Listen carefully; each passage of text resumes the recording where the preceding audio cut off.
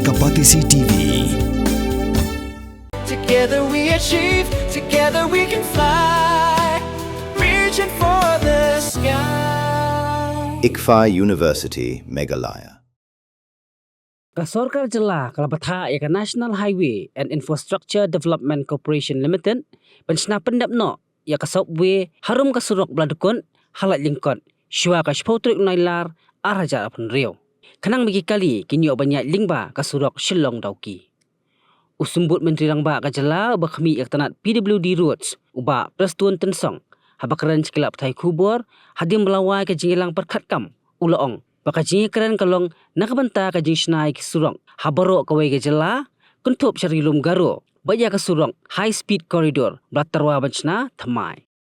Yes, we have a massive detailed discussion on the progress of work, not only Shillong Dauki, but also we talking about the different projects in the state of Meghalaya, in Garo Hills, and then again even the high-speed corridor, and then Shillong Dauki.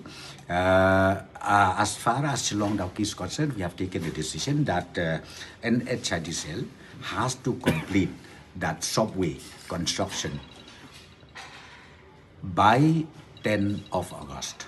By 10 of August, we have to, by any means, reopen the traffic movement from that portion where the route was disconnected. Okay, that is number one. And then about other issues also we discussed, and then it is resolved, including Garo Hills. Garo Hills projects, which is undertaken by NHIDCL.